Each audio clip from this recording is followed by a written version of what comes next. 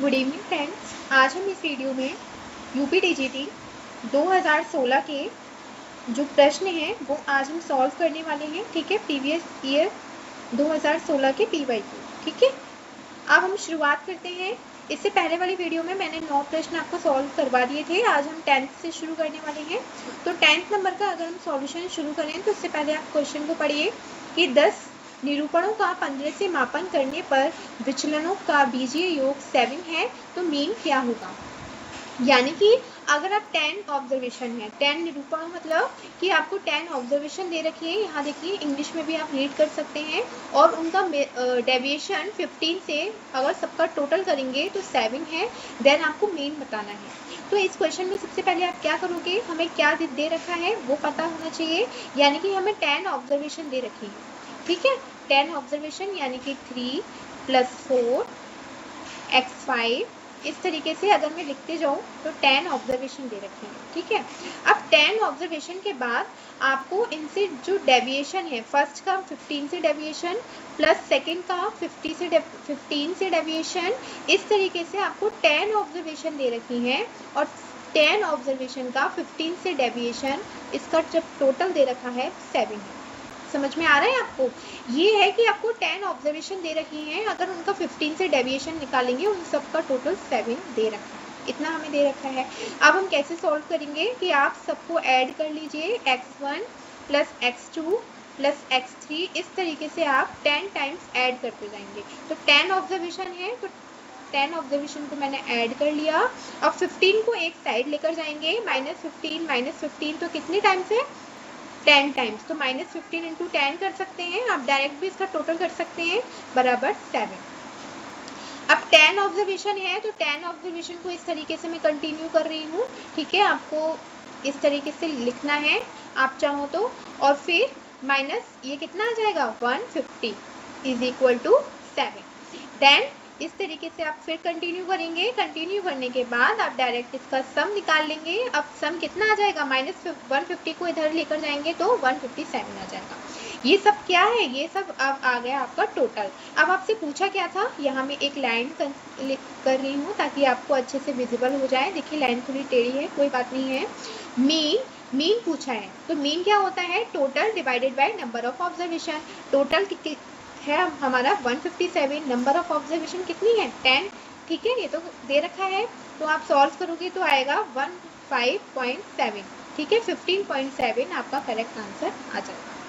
तो आपने कैसे सॉल्व किया, सबसे पहले आपको 10 ऑब्जर्वेशन दे रखी थी, 10 ऑब्जर्वेशन से डेविएशन दे रखा था कि अगर आप सबका टोटल करोगे तो 7 आएगा। 7 के बाद आपने जब इसको सॉल्व किया तो 157 इसको सॉल्व कर लिया। सॉल्व करने के बाद आपसे सिंपल मीन पूछा था। मीन का फॉर्मूला होता है total divided by number of observation. तो टोटल कितना था 157 और नंबर ऑफ ऑब्जर्वेशन 10। तो इस तरीके से डिवाइड किया तो ये आ गया आपका 15.7। कौन सा ऑप्शन सही है, ऑप्शन आपका सी करेक्ट है। ठीक है, अब हम बात करते हैं इस क्वेश्चन की। तो इस क्वेश्चन में आपको क्या दे रखा है, सबसे पहले आप रीड कीजिए। रीड करने पर आपको पता चलेगा, दो इक्वेशन दे रखी है, एक ये वाली और एक ये वाली। ठीक है, ये इक्वेशन दे रखी है और हमसे बोला गया है कि इसका सॉल्यूशन है। ठीक है, बस एक मिनट, ये थोड़ा हिल गया है, वापस अपने प्रश्न पर आते हैं, आप कंटिन्यू बने रहिए। हाँ, तो अब हम ये वाले प्रश्न पर थे, कोई दिक्कत नहीं है, हम वापस आ चुके हैं। तो अब हमसे दे क्या रखा है कि दो हमारे पास इक्वेशंस हैं और उनका कोई सॉल्यूशन नहीं है, तो हमें के का मान बताना है। के का मान बताने के लिए हमारे पास सबसे पहले हमारे माइंड में आना चाहिए, जब किसी दो इक्वेशन का कोई सॉल्यूशन नहीं होता तो हमारे पास ये कंडीशन होती है, a1 / a2 b1 / b2 is not equal to c1 / c2।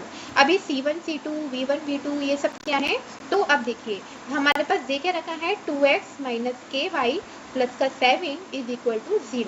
अब हम कंपैरिजन करेंगे ax² + bx + c से, तब हम कंपैरिजन करने पर हमें पता चलेगा a का मान 2 आ गया, b का मान -k आ गया और c का मान आपका 7 आ गया। कोफिशिएंट से आप कंपेयर करेंगे। ठीक है, तो अब यहाँ तो a1 है, तो आप फर्स्ट इक्वेशन है, तो फर्स्ट इक्वेशन में आप a1 कंसीडर, b1 c1 इस तरीके से। अब आप क्या करेंगे, यहाँ पे मैं एक लाइन खींच लेती हूँ। अब आप क्या करने वाले हैं, अब सेकंड इक्वेशन को आप ध्यान में रखेंगे, 6x - 12y + 15 = 0, यानी कि अब इसमें क्या होगा, a2 6 हो जाएगा, b2 कितना होगा माइनस का 12 हो जाएगा और c2 कितना होगा 15 हो जाएगा। ठीक है, अब आप डायरेक्ट इसमें अप्लाई कीजिए, यानी कि वैल्यू रखिए 2 डिवाइडेड बाय a2 की वैल्यू कितनी है 6 इज इक्वल टू v1 की वैल्यू कितनी है माइनस का k, b2 की वैल्यू कितनी है माइनस का 12, ठीक है, माइनस का 12 है क्योंकि माइनस का दे रखा है ना यहाँ पे, ठीक है, और is not equal to c1 divided by c2, c1 कितना है 7 है और c2 कितना है 15 है। आप इन दोनों को बराबर करेंगे क्योंकि ये हमें बराबर दे रखी हैं। जब इन दोनों को बराबर किया तो 2 से इसको कट करेंगे तो 3 टाइम्स, यानी कि 1/3 इज इक्वल टू माइनस से minus cancel k divided by 12। अब 3 4 ज़ा 12, 4 बार 4 टाइम्स, यानी कि k इज इक्वल टू 4। ठीक है, ये इसका करेक्ट आंसर आ गया। तो इस तरीके से आप सॉल्व करेंगे, k का मान कितना आ गया 4। बस आपको ये याद रखना था, जब भी किसी दो इक्वेशन का नो सॉल्यूशन होता है तब हमें ये कंडीशन ध्यान में रखनी होती है, और फिर a1 b1 a2 b2 ये c1 c2 इन सब की वैल्यू निकाल कर इसमें पुट करनी होती है, देन आपको अपना आंसर मिल जाता है। ये क्या हो गया, कोई बात नहीं है, थोड़ा सा डिस्टर्बेंस हो रहा है। अब हम यहीं से शुरुआत कर लेते हैं, तो ठीक है, क्वेश्चन अच्छे हैं, आप लोग ध्यान से देखिए। क्वेश्चन में, इस क्वेश्चन में क्या दे रखा है, ठीक है,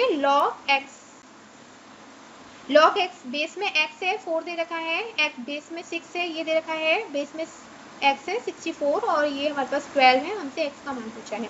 हमें इतना पता है कि जब बेस सेम होता है तो हम मल्टीप्लाई कर लेते हैं, यानी कि डिवाइड जो प्लस का साइन है वो मल्टीप्लाई में चेंज हो जाता है।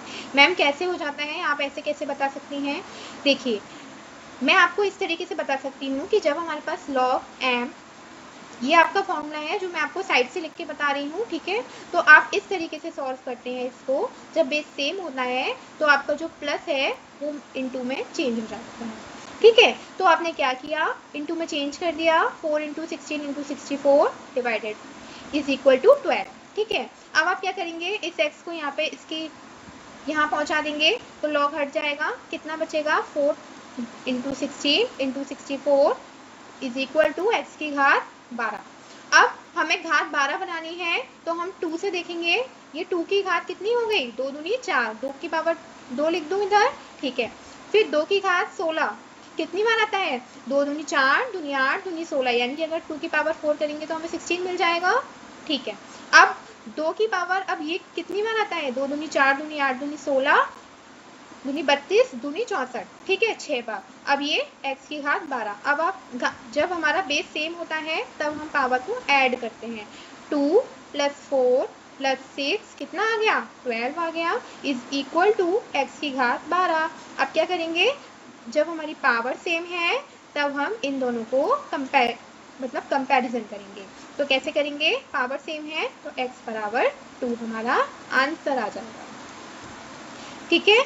ये हमारा कौन सा ठीक हो जाएगा, ऑप्शन ए इज करेक्ट, ठीक है। अब हम नेक्स्ट पर आते हैं, ये देखिए स्लाइड खाली है, कोई बात नहीं है, अब हम यहाँ से शुरुआत करते हैं, ठीक है। कुछ क्वेश्चन अगर मिसिंग भी हो जाएंगे नेक्स्ट वीडियो में आपको कवर करा दिए जाएंगे, कोई टेंशन वाली बात नहीं है, ठीक है। अब हम इसका सॉल्यूशन देखते हैं। सबसे पहले हम प्रश्न को रीड करते हैं। आज ये थोड़ा सा इधर उधर भाग रहा है, कोई दिक्कत नहीं है, आप बस बने रहिए और वीडियो को देखते रहिए। चलिए इसी क्वेश्चन पर थे तो कोई दिक्कत नहीं है, शुरुआत करते हैं। एक इवन ऑर्डर का ग्रुप है और इसमें एक अवयव a is not equal to e होगा जो संतुष्ट करेगा। तो सबसे छोटा सम नंबर कौन सा होता है 2, तो हम एक ग्रुप बना लेते हैं जिसमें हमारे 2 एलिमेंट होंगे, क्योंकि हमें इवन ग्रुप बोला ना, इवन ऑर्डर का, ठीक है। इवन ऑर्डर का बोला है तो -1 ले लो, एक 1 ले लो, ठीक है। ये आपकी आइडेंटिटी हो गई, ये आपका एलिमेंट हो गया, ठीक है। तो जब हम -1 की पावर हम कितनी करें कि हमें आइडेंटिटी मिल जाएगी, तो हम 2 कर दें घात तो हमें 1 मिल जाएगा, यानी कि ये तो हमने a माना था, यानी कि a की घात जब हम 2 करेंगे तब हमें आइडेंटिटी एलिमेंट मिल जाएगा, यानी कि e, a² is equal to e, ठीक है। बहुत सिंपल था, कोई दिक्कत नहीं है। नेक्स्ट क्वेश्चन ये वाला कर लेते हैं। अब देखिए इस स्लाइड में थोड़ा सा कोई बात नहीं है, जो क्वेश्चन रह जाएंगे नेक्स्ट वीडियो में आपको कवर करा दिए जाएंगे।